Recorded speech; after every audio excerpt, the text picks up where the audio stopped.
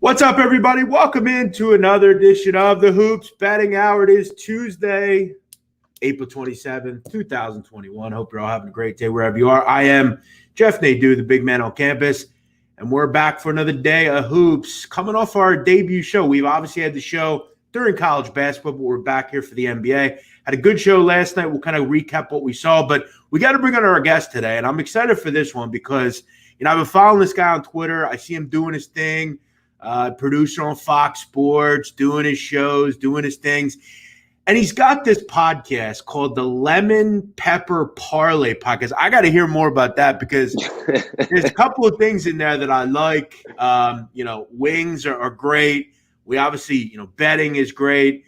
Martin Weiss, I got to hear where you got the name for that podcast. Who came up with that? Was that you? That's a great name for a show. So it was me. It was a combination of me and cousin Sal, who runs the Extra Points Podcast Network, where the Extra Points Podcast lives. I'm sorry, where the Lemon Pepper Parlay Podcast lives. And because invariably, if you talk to Rob Parker for longer than 5 to 10 minutes, who's my co-host on the show, you're going to be challenged to a wing bet of some type. And he's always, I want lemon pepper, all flats. Now, the tough part is you got to remember the ones that you win because he never remembers the ones he loses. You know what I'm saying? So you got to make sure you stick it to him. But that's where it came from, was because he's always wants to bet like a lemon pepper, a side wing chicken bet on anything. He'll bet it on anything. So that's where it's an ode to Rob Parker. I love that. I listen. Yeah. I can't say I'm a wing guy like Rob Parker, but a wing occasionally. Look, I've eaten a lot better. I don't eat like that anymore, but not randomly a wing is a great meal. I'll tell you what, this will get a lot of flack from a lot of people maybe, but a cold wing is better than a hot wing. Just saying. I'll say this. I can't go that far, but I will say this. If my wing is in the refrigerator, like a leftover wing, that's what I'm saying. That thing it's not going in the microwave. That's a fact. No, that's what I'm saying. It's just it's actually quite good the next day. I'm just I might be a weird comment, but no, I think wings are good leftover food. Like tacos, for example, not a good leftover food. No, like if you have the not a good leftover food. Wings definitely can do. Yeah, wings. I've said pizza is a good leftover food for sure. I mean, if absolutely, you know anything about food, there's a lot of food as well that is way better in the fridge. We have this thing around where I live at. It's an Amish delicacy. I'm not Amish, but they're Amish around me. It's this thing called a whoopie pie, right? It's basically this it's almost like a cookie. It has filling inside. It's really good. They're better in the fridge, right? There's just things that are better in the fridge. For me, wings are one of those, but. Really a great name. I love that name. You're doing your thing. Love to see it. How's the NBA season treating you, Martin? Are you doing okay? Before this month has been absolutely brutal. I mean, Lord have mercy. The injury reports have been slaughtering me. Most of the time, I don't know how your kind of strategy is, but one of my favorite things to do is the night before to run through the slate and just be see where everything kind of where do I think these lines are going to open up? And I live on the West Coast, so sometimes I'll even see some lines before I go to sleep for the next morning. Dude, there's no sense in looking at the slate for real until 3 o'clock. We talked about that because you don't know who's going to play. You don't know who's going to be here, who's going to be there. I put my video out 7:30 local time every morning, and now I have to start couching my predictions only if Luka plays, if KP plays, then place this bet. If not, then leave it alone. That's what I wanted to bring up last night. We talked about this on the show yesterday. Every game we talked about, a really important player was either questionable, not going to play. Even today, I mean, you John Wall, you got all these different guys. But I talked in this show yesterday about the line at noon when we did this show. It was a stone-cold Spur line. Bradley Beal wasn't going to play. There were 3.5 points. It was just a stone-cold Spur line. And I'm thinking, this is beautiful. It goes at the 4.5. I get the best price in the game that I loved. he somehow plays. What an overblown injury that was. What does he score? 40 points, and the Spurs win and win by 3. Brutal, just brutal. I don't even, and I can't keep going on about it. You're so right. I mean, you just have to. What it really is guys are going from doubtful to playing. Yes, and right. like questionable to out. It's like you can't. How do you go from doubtful to like to like? There has to be some types of steps. Like where's probable? What is like if you're probable, that doesn't mean you probably gonna play. But this year you can be probable and be like, oh, scratch for a week. Who knows? Yeah, and I mean, you look at last night. This is a prime example. Ben Simmons yesterday morning was out. Guess who plays last night? Ben Simmons. It's like I'm telling you, the NBA, if they want, and I mean this succinctly, they must get a handle on this. If they want to make the trek into the betting realms, there's got to be better stuff than this. I mean, I tweet it once a week, man. I tweet it once a week. It's different than football because at least in football you can see like day to day what's trending which way. But here, I understand if a guy like gets hurt in pregame warmups or if a guy gets sick but that's not what's happening. That's not what's happening. No, it's really just you're throwing darts on a lot of these games, just assuming that like tonight. Jason Tatum is out, okay, according to the Celtics. But do we just assume that he was going to play? I mean, what? It's weird, but yeah, you really have to land. It's landmine city right now. You just got to kind of try to get as much as you can. Try to go off what you think will happen and what you think you'll see, and run with it that way. But I've always said before, and I'm going to make this clear, and I'm going to make this clear, and I'm going to make this clear. For a long time, I talked about players to me in the NBA don't legitimately matter that much. But right now, we are dealing with the best of the best are out. And that's the issue. Okay. You're dealing with, James Harden out or LeBron James out.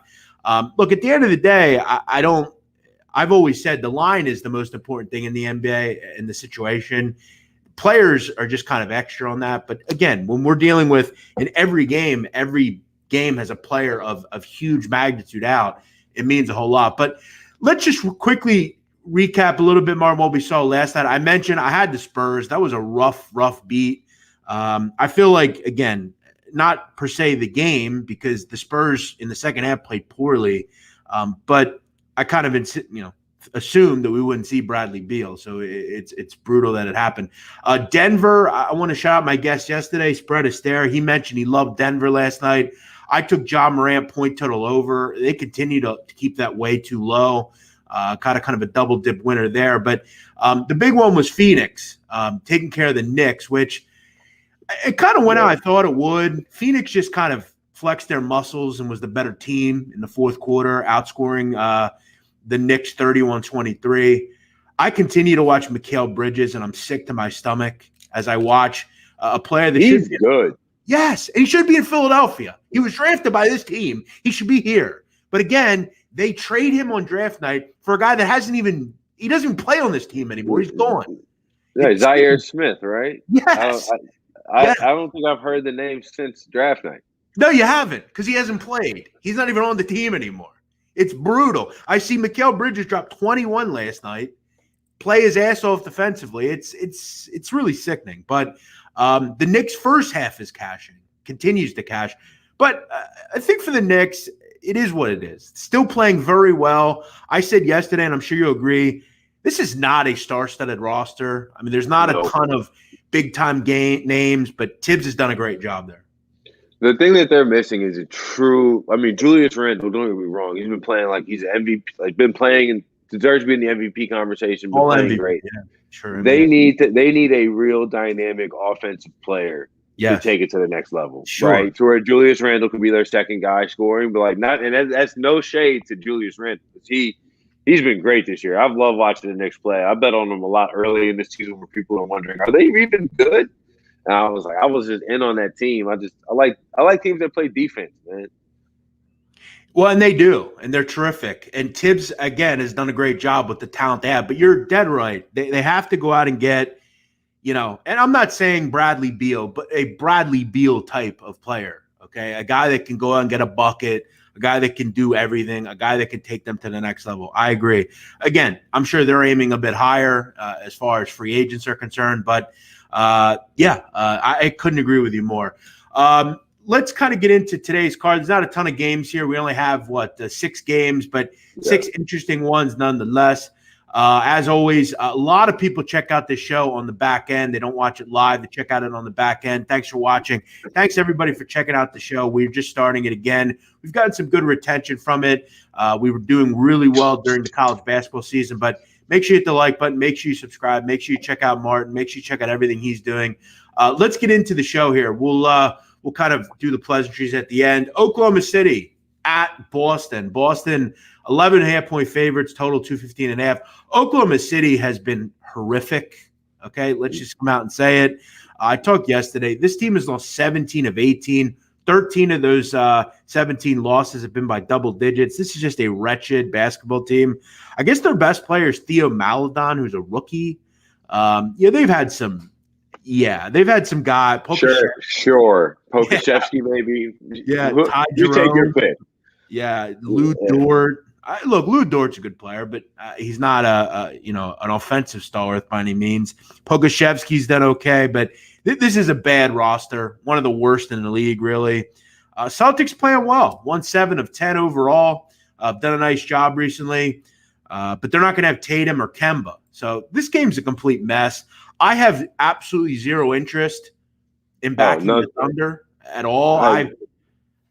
I've said to be before, a madman, dude. The Thunder since the All-Star break, the Thunder have just been addicted to losing by like 25 points. Yes, and every time you see them, it's like 111, 88 or 120 to 90. They suck. They're really bad. And I've always said I like double-digit dogs in the NBA. I'm if I get 10 double-digit dogs, I'm probably going to take 8 of them. It's pretty simple. But this is a team that I just can't seem to get interested in. I was about to say that this dog don't feel like a regular double-digit dog. No, like I feel like I need to see Oklahoma City plus like 25 to feel good about it. Like plus 20 to feel really good about it.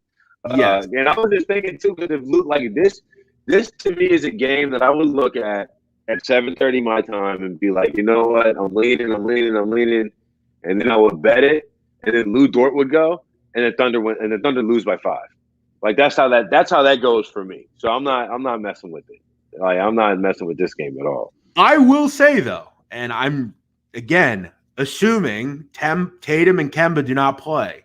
But let's just go back to the game against Charlotte, right? Nationally televised game. I mean, I'm not going to be this guy, but I'm going to be this guy. I mean, Kemba Walker had 20, Tatum had 19. Okay. Outside of that, Brown and Smart were good, but what else did you get? I mean, you got pretty much nothing from everyone else.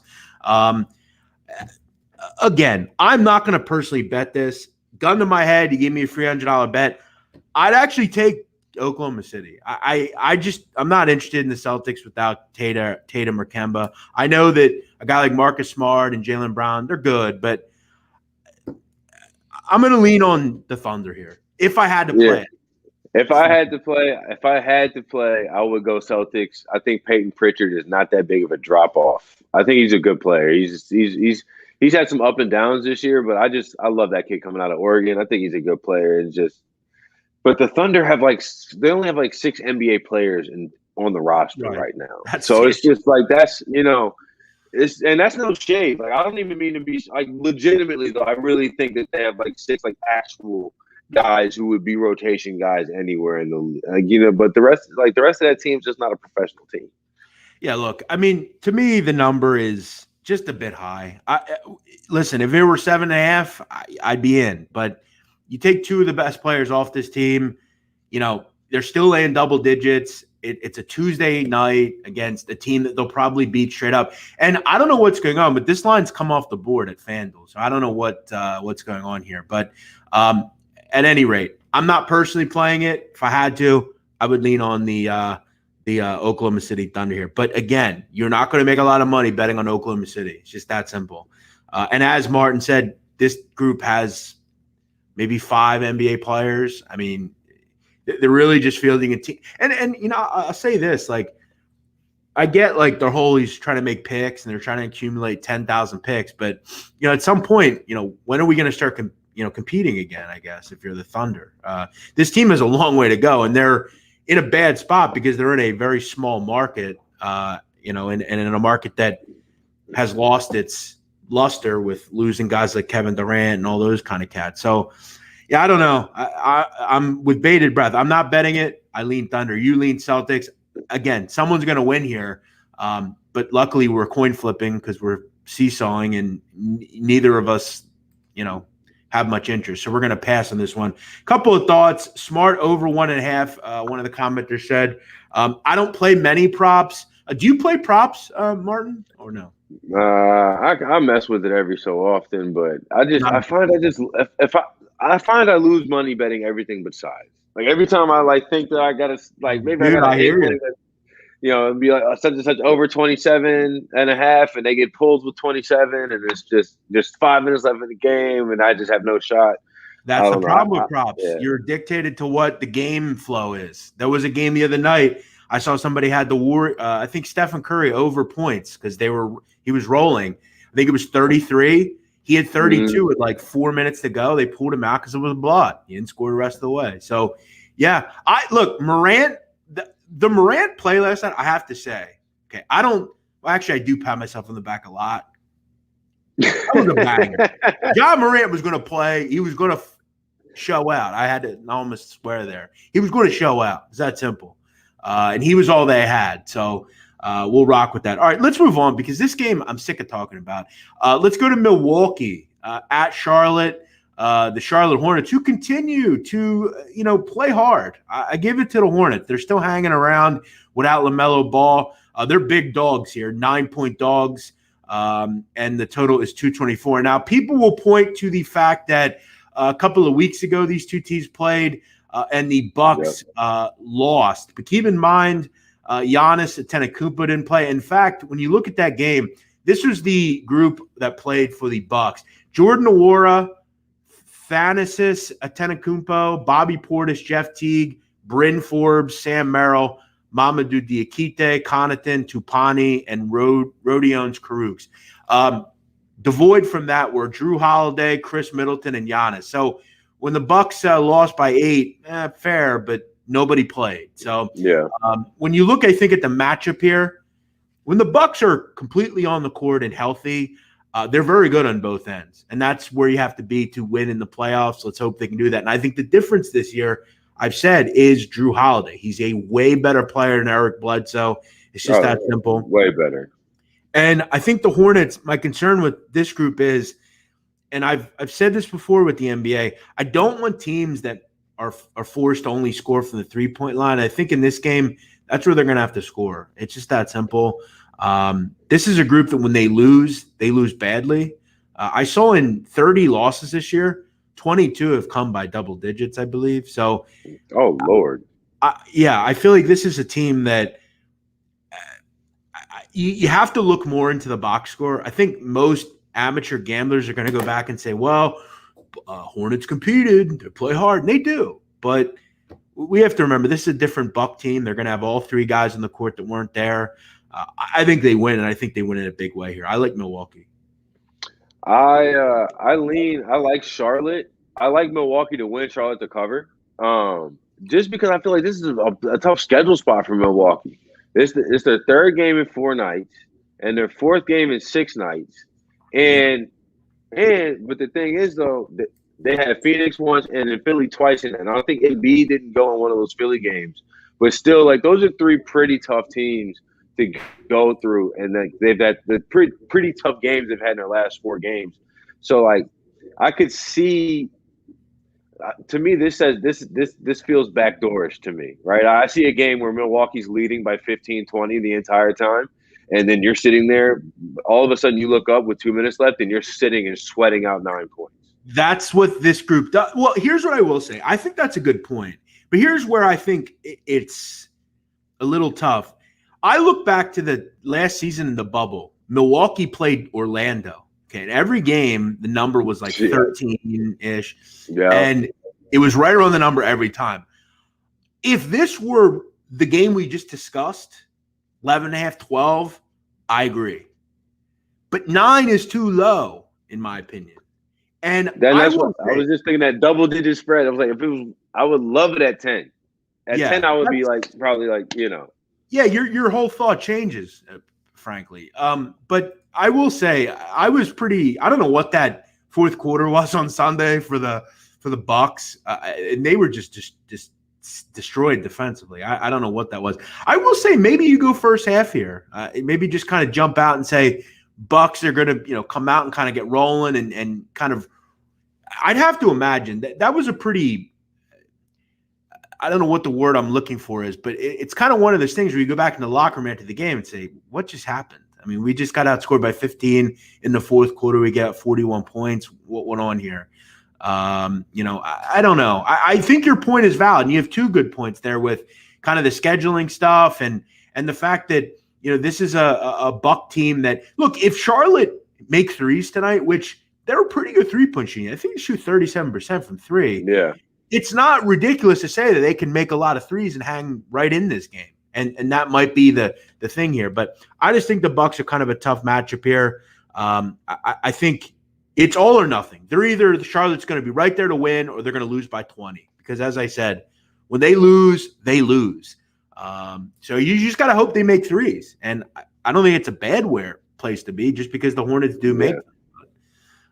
We've disagreed on both games. This is where this show is good because yesterday, I have to admit, Spread and I agreed on pretty much every game. Yeah. Well, I mean, when I say I've been ice cold, but hey, you know what? I'm still shooting. But we'll know. Who knows? Who knows? But I feel like with some of these, like Thunder and the Celtics, that's Thunder. That's I don't want to say it's impossible, but like you don't even. Can you name the ninth guy on the Thunder? I would have to really think about that. To be honest, you know what I mean? I'm usually pretty good with that, but it's not something that right now I just don't like. I think the Thunder's goal is to lose. I'm going to guess like Darius Miller, maybe is he on the Thunder? I don't know. Al Horford, is he still there? I don't know. But but I think that's the tough part about this part of the year, right? You have some teams that are actively trying to lose, and luckily neither Charlotte nor Milwaukee are trying to. But so like that's the tough part of trying to pick spots. And like I thought last night Dallas was a good spot because Dallas trying to stay out of the play-in, trying to solidify that spot in these last couple of games, and Sacramento is toast. And boy, was I wrong. They were without De'Aaron Fox. By the way, we had a kid in here. Get this comment. We had somebody in here yesterday said that De'Aaron Fox is way overrated. He sucks, and he's a Derrick Rose type of trajectory career-wise. It was one of the weirdest comments I think I've ever heard, frankly. Also, that's a weird comment because Derrick Rose won an MVP award. If I'm not he's had a pretty good career. That's a lot of people don't have one of those. Yeah, now if you say like he's going to go, I don't know, who knows, like a player that just didn't work out. I don't know. Fine, but that's kind of a weird comparison. By the way, I've I know everyone doesn't love me, but I have been called very good with college basketball personnel information. And I will say, I said this earlier when we did the show back in the college hoop season when we talked NBA. There were guys on the Thunder I didn't even know. And I feel like I know every school in America at some point. I know something about them. And like there are players like that they have that I've never heard of. Like who the hell is Gabriel Deck? I've never heard of that guy. Yeah, Horde? I don't know who the hell that guy. Who are these people? I'll be honest. If you don't know who they are, knowing you, the college like unless they're internet like legitimately all international, which I can't imagine that's the case. Jalen Horde's not in. I'd never heard of Jalen Horde. I'm just being frank and honest. But yeah, it's a weird team. But yeah, these two games that we're talking about, I obviously will say Thunder Celtics, don't bet it. Bucks Hornets were on the other side. I like the Bucks. Martin likes the Hornets. But here's what they say about people that are losing. And you said you're losing.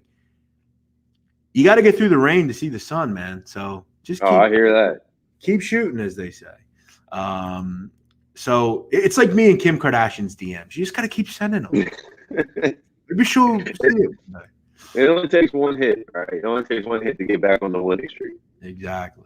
All right, next one. I'm going to come out and say this. I like this one. This is a game that I'm going to personally be betting. Portland at Indiana. Indiana, 5.5-point dog, total 241.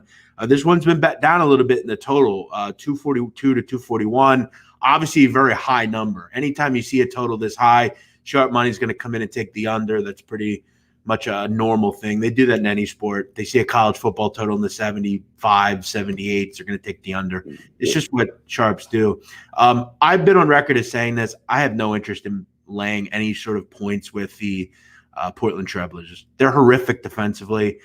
They've lost 8 of 10. They're not playing well. This team sucks. Okay, defensively they suck. I have no interest in ever watching them. It's the same song and dance with them every year. They have good guard play. They can score. They're ferocious offensively. It doesn't matter who they have. Robert Covington hasn't changed his team defensively. They just are what they are. They're not good, and they let teams stay in games. Now, I will say this. It's not ideal to back Indiana right now. No Sabonis, no Turner. This roster's it's not ideal, okay? It's not great. Yeah, it's not. The bench group they have, but Brogdon's played well. And again, Portland just allow you to stay in games because they're so inept on the defensive end. I'm almost seeing some 5s here as well come up. So 5.5 is the best number on this game, and it looks like sharper folks are agreeing here. I'll take the home dog here in the Pacers. I just don't want to lay points of any – unless it's 1.5 or something with Portland, I have no interest in betting them as a favorite. Yeah, the thing about Portland, as I was looking up some stuff for this game, I came across this interesting stat. If they shoot above league average from 3, which is like I think 36% league average from 3 right now. Right. They're 25-8, and they're 7-20 when they don't. So what does that mean? Of all the games that we're talking about, they're a 3-point shooting contest 100%. So yep. and I've bet on Portland. You've seen my videos. I've bet on Portland so much because it's just always been like, you know what? They're going to get over the hump. They're going to get over. There's no hump. They're not getting over it. The hump is too big. So like even if they win and cover this game, I still have no faith in the Blazers to do anything significant in the next 12 games or whatever is left in the season. They just are what they are always. I mean, they're not good enough defensively, and they live and die by 3. I mean. And then if Damian Lillard gets hurt in any way, he's going to play through it. But like in the last 9 games, Lillard has shot, what did I have written down here? 34% from 3. Okay, like a guy who that's not great, and a guy who's saying it's on 9 attempts, right? And you think like he's a career 38, 39, probably up there. That's where he's shooting when he's really when he's playing at his best. So like after he came back, as soon as they lost the game. I can't remember who they were playing. They lost the game, and then 3 minutes later, Chris Haynes tweeted that Damian Lillard was coming back into the lineup. Since that game, the Blazers have been absolutely terrible. Like they haven't. The chemistry's been off. Dame's playing hurt. I don't see it. So I agree with you. Yeah, I think there's a lot of issues right now with them, and again, adding to the fact that they're just not good defensively, it's hard to not only lay points but lay points on the road. Again, I'm not Indiana's not going to wow me totally with what they have, but they could play a little small ball. Good, hard, rugged players. I'll take a shot here and continue to fade. This is something that I've kind of continued to hammer home. I don't think Portland laying points is a wise proposition. It's just always a close game with them. Brooklyn at Toronto. Brooklyn laying 6.5. Total 231.5. James Harden's still out. But again, take everything you hear now with grains of salt. James Harden is a tough dude, man. He doesn't miss many games. Wouldn't surprise me if James Harden plays tonight and we have that triumvirate of him, Harden, or him, Durant, and Kyrie. Kyle Lowry's been a complete mess in the second half of the season. I kind of belittled Toronto last night. Luckily, they were playing Cleveland, so they were able to win. But I also will continue to say this with Brooklyn. are they good enough defensively to actually compete? But again, do they ever need it because they're so good on offense? I don't know. This is a mess of a game here. I don't have much interest in playing it. I think the number is probably right where I think it should be. I didn't really have much interest in really going any other way. I guess gun in my head, I'd take Toronto just because I don't trust necessarily Brooklyn defensively. Any kind of opinion here on where to go? I feel like this line. I think one of the commenters said it right before I said it. I think this should be like a 9-point line. I think that Brooklyn. I think that KD, like if provided that Kevin Durant and they play him kind of like the same way they played him last time, right? Where he sat the whole first, like sat almost the whole first quarter, and it, like came off the bench and was playing in the minutes that actually mattered for things like the spread. I feel good about Brooklyn. Like that team is so offensively skilled that against a team like the Raptors, who like aren't unless you're playing like the Nuggets or like another team that's a really efficient, a really great offense. I like the Nets unless they're playing somebody with a real true competent big man or a team that is playing really good offense, because just there's not a lot of teams in the NBA that's going to be able to score 140 points on any given night, except for the Brooklyn Nets.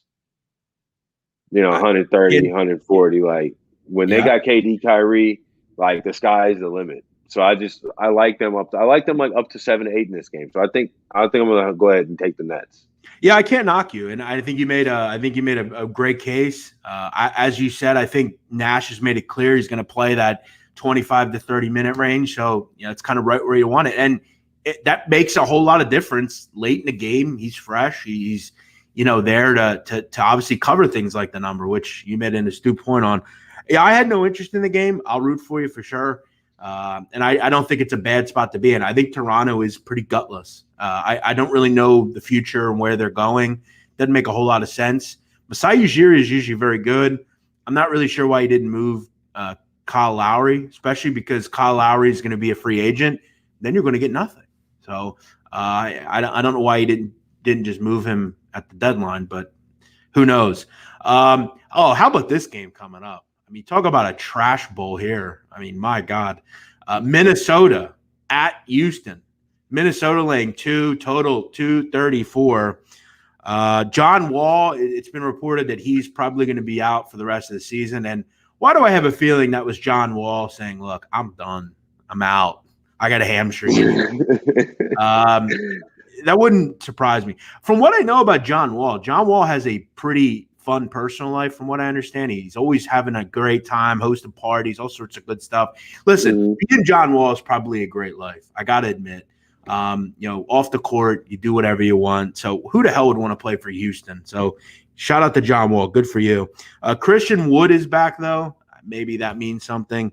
But, Timberwolves are playing well, Martin, and they've won 3 of 4. 2 against the Jazz. Now, I will say this. The Jazz didn't have Donovan Mitchell. So take that with a grain of salt. But I'm actually going to do it. I know they have one of the worst rosters in the league. Christian Wood is back, though. I'm taking Houston here, +2. I see what the public is going to do here. They see Minnesota's won 3 of 4. They beat the Jazz the last couple of nights. They've got Towns. They've got Russell. They've got Anthony Edwards. They can't lose to Houston, can they? Yes, they can. They're going to lose tonight. Give me Houston +2. I'm in. All right. You're crazy. I'm the exact opposite. Maybe I'm the public. Maybe I'm whatever. I'm like my man Jordan Kane. I'm the public. I bet on. I actually gave that up for my pick today. I gave out the Timberwolves, but I got it earlier today on FanDuel. The money line was -125. So I was like, I'm just taking the money line. You didn't want to mess around with laying any points. I hear you. No, I'm not. I'm taking this money line insurance because it makes me feel better. Even though it's like, what is this? It just makes me feel that much better. But it's just the idea that I think like the Timberwolves are like trying to make sure that Anthony Edwards has every single shot he can get to be Rookie of the Year, and like they just seem like they're playing hard.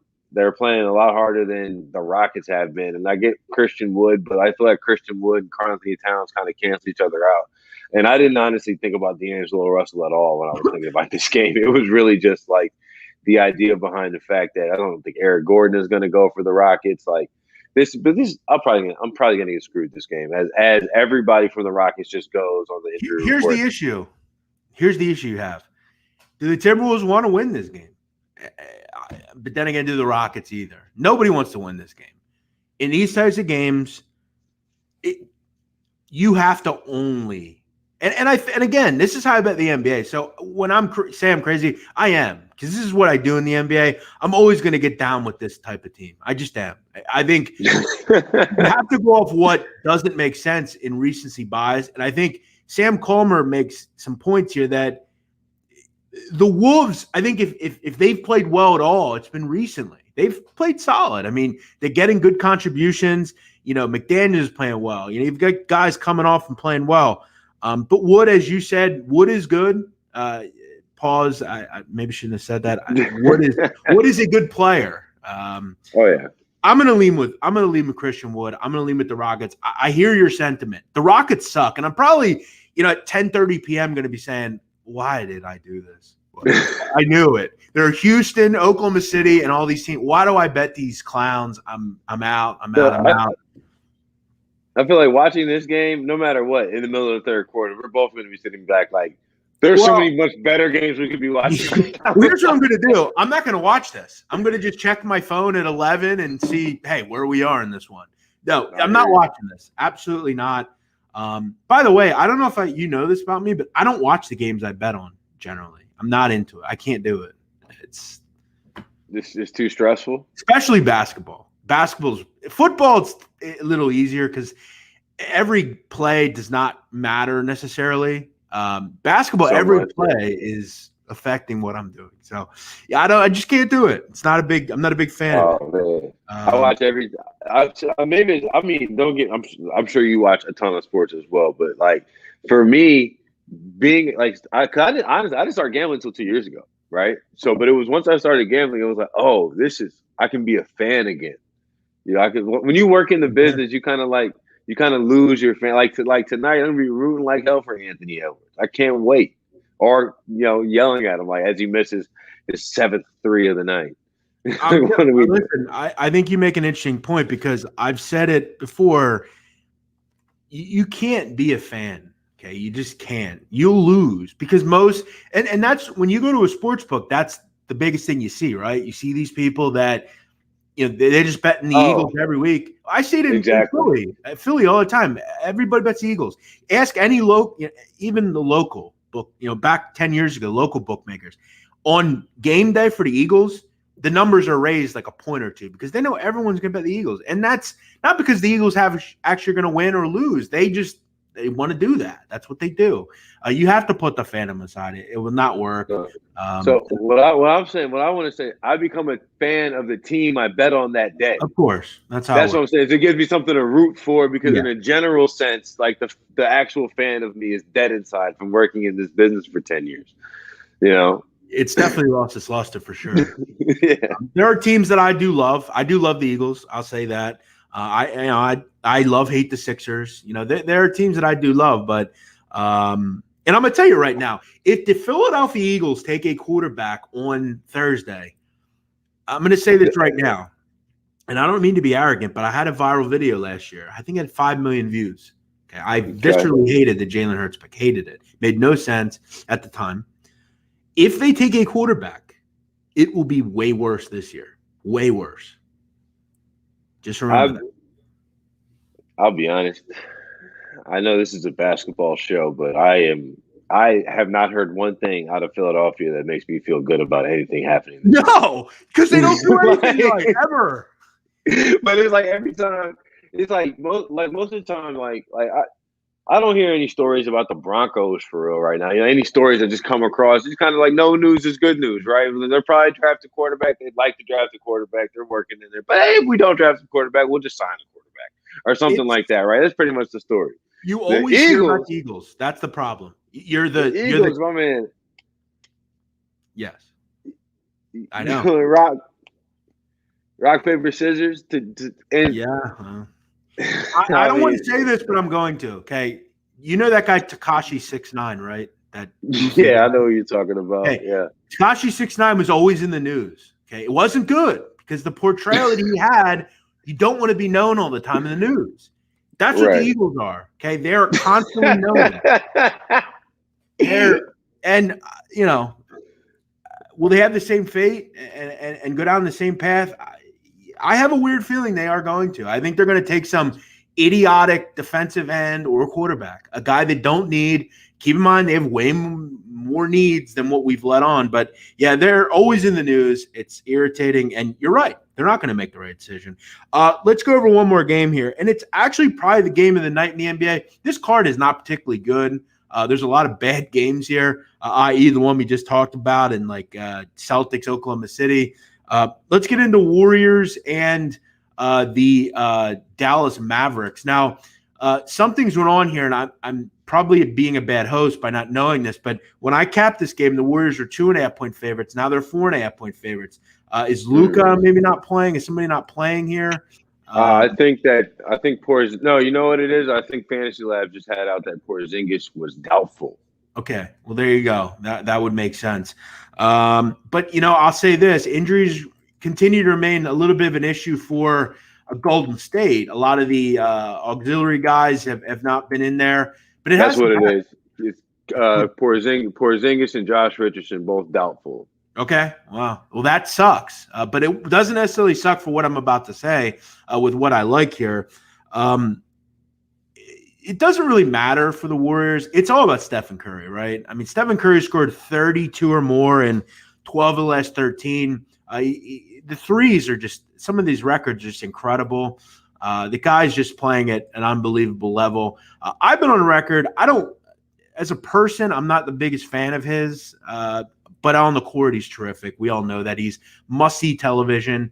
Once we can go back to the basketball court, I have to watch him play live at some point. He's truly a guy you want to buy a ticket for. Here's the thing. Without Josh Richardson, that hurts defensively for Dallas. I think they go back to their old ways tonight. We know Golden State isn't willing to necessarily not run either. It's all about pace in the NBA. Golden State will run. I think Dallas will oblige them. And I think it's all about Curry and Doncic, back and forth. Offense leads the way here. Obviously, I think the move on Golden State makes sense. I kind of like them here, but I'm not really going to get involved. I'm going to kind of look the other way. I'm getting a better total here at 222. It's come down from 224. With Richardson out, I think that obviously helps the over. I think this is like a 115, 112 type of game. I'm going to lean on the over here. I think two great offensive players, two of the best offensive players in this league, go back and forth. We obviously know there's some great ability on the three-point line for both these groups. And let's just be honest with each other. The Dallas Mavericks aren't particularly good at guarding through. Both these teams kind of just average. I think that's back and forth, good offensive game, a good game to watch late night here in the NBA. I'm going to lean over 222. What do you like here, Martin Weiss? I like that. I like the over of 222. I know I'm not the best. The totals don't really do it for me, but I do like that play. I think it's a sharp play. I think it's a smart play. If I were to pick a side here, I liked it a lot more when it was before the line movement, but I still think the Warriors should win this game.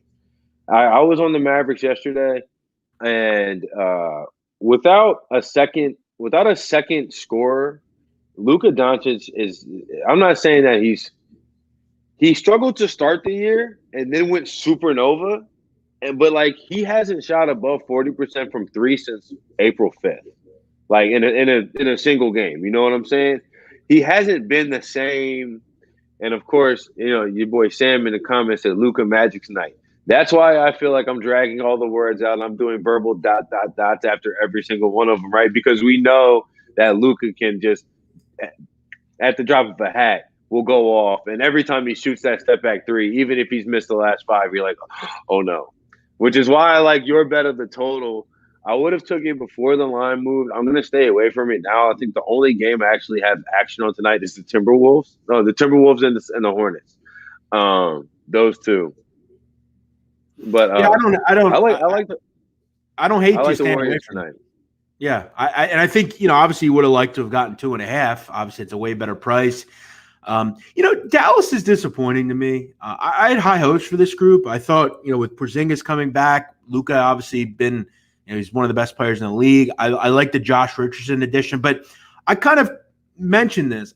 If I'm them, I go out and get another wing, like a DeMar DeRozan type. I thought would have been big on Dallas. They didn't do it, and I think they're paying for it because Dwight Powell. It's for him, it's been kind of a struggle.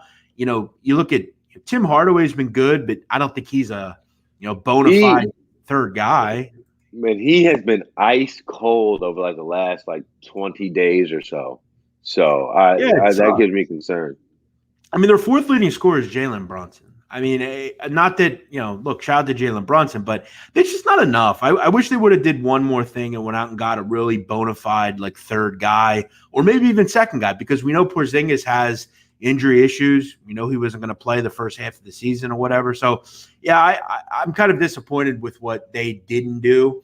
But, yeah, I'm just going to go away from a side here and just lean on a total over 222.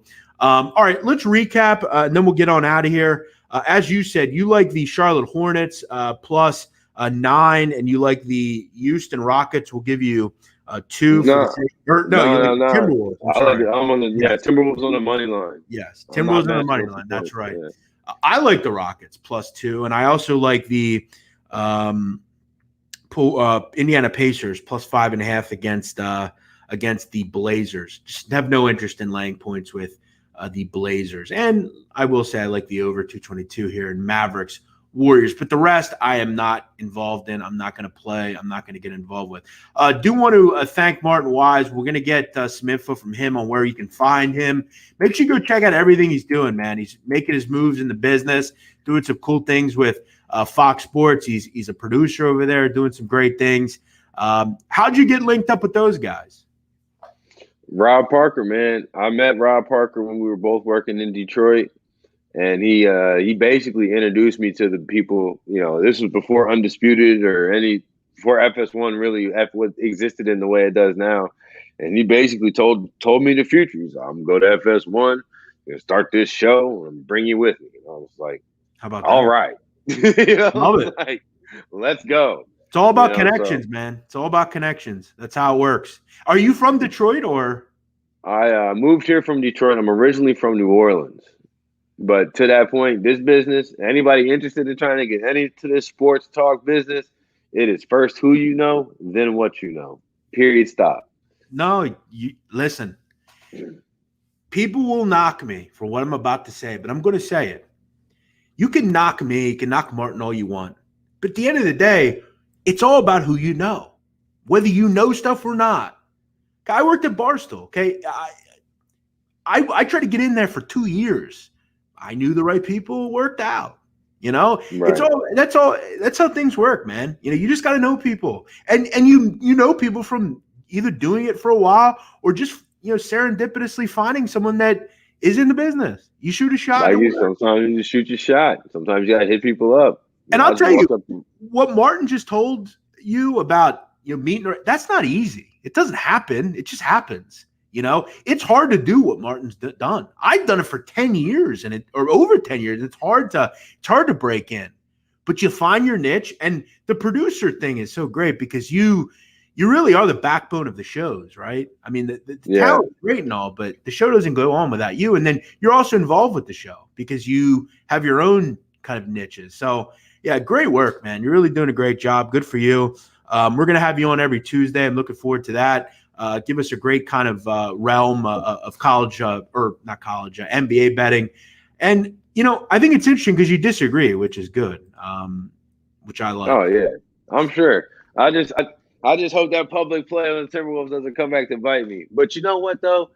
Everybody, everything has come back to bite me. I've found so many different ways to get bitten. I've gone with the trends. I've gone against the trends. I've gone with the public. I've gone against the public. It's just whichever way that I go, that's just the way it's been the last. But again, here's what you can be honored about what you just said. You're a real one because you're willing to admit that you're losing. There's so many people that never lose. They hit every game. They're the best. They're going to retire on an island somewhere. You're not that. Good for you. You're admitting that you're losing. Because when I win, y'all gonna hear about it. Yeah, which is what you want. But you're also willing to come on. Energy. Yeah, you're also willing to come on and say you lost, which is very Well done. Good for you. All right, real quick.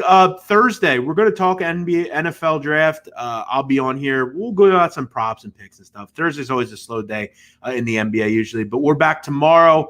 Same time, same place, 12 o'clock Eastern, presented by PicksWise, powered by FanDuel. Go check out FanDuel. I know Martin's a big purveyor of FanDuel. Go check out FanDuel, the best book in the business. If you're in a qualifying state, whether it's Indiana, Pennsylvania, where I'm at, Jersey, wherever, go check out FanDuel. They got great bonuses. They got great betting insurance, all sorts of good things to bet on, whether it's soccer or FCS playoffs or wherever you're looking.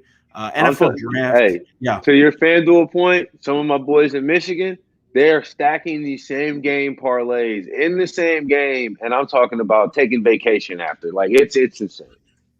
Like it's insane the way they're stacking props in the same game. It's FanDuel is. I don't know how they do it. Yeah, it's a great way to bet nowadays, and I couldn't agree more. You gotta. All of this stuff is out there to find. You just got to go out there and find it. You get on these books and look around, finding things. There's stuff there to bet. So go bet it. That's the advice. All right. That's that for us. Thanks for watching. Thanks for listening. Martin Weiss, give out your Twitter. What's your Twitter, man? It's at Martin Weiss, Weiss. It's just at my name. I'm on my name, Twitter, Instagram, all of that. You can find me. I try to keep it all government. Love it. That's what you have to do. I've said to people, there's a Kids Key Prophet I do shows with. I told him that a long time ago. To be recognized, you got to give out your real name. You got to be transparent. Last thing, Martin, before we go, I want to share something with you. Would you do this if you were given the opportunity? An Italian man has lived on an island off the coast of Italy for 32 years. We know how bad the world is. It's a mess of a place. Mm-hmm. If you were able to do that, would you do that? If you were given, let's say, the ability to take what you want, would you leave society to live on an island for 32 years? If you asked me in 2019, I might have said yeah. But after 2020, nah, man, I want to be with some people. Yeah, it's not easy to be isolated. Ask anyone that's isolated on a regular basis. Right. I will tell you this. I've talked before. There's a prison documentary I've watched. It's probably the best one ever created on prison. And there's a guy on there. He's in solitary confinement. He's been in solitary for like 8 years. And he talks about how everyone wants to be alone. But when you're truly alone, all you have is your thoughts. Nobody cares. Nobody's around. It's truly like hell, right? Yeah. So I agree. I don't look at it. Shout out to this guy for doing it. I guess he just likes being alone and by himself, but I couldn't agree more. Shout out to you. Good point. You need a little affection. You need a little talking. Like maybe a month on the beach. But then after that, I'm like, all right, hey, where is everybody? Yes. Yeah. It's nice to go out to a restaurant and see people. It's nice to, be able to move around and go to the movies or wherever you're going. So, yeah, I couldn't agree more. Great answer. Martin Weiss, great stuff. Good to see you. Great to talk, and we'll talk to you next week. Thanks, everybody, for watching. We're back tomorrow, same time, same place, 12 o'clock Eastern. For everyone that's watching, all the people that watch after the show, thank you for watching. Make sure you comment below, subscribe, and like the show. Thanks for watching. We'll see you here on the Hoops Betting Hour Wednesday, 12 o'clock Eastern. Bye-bye.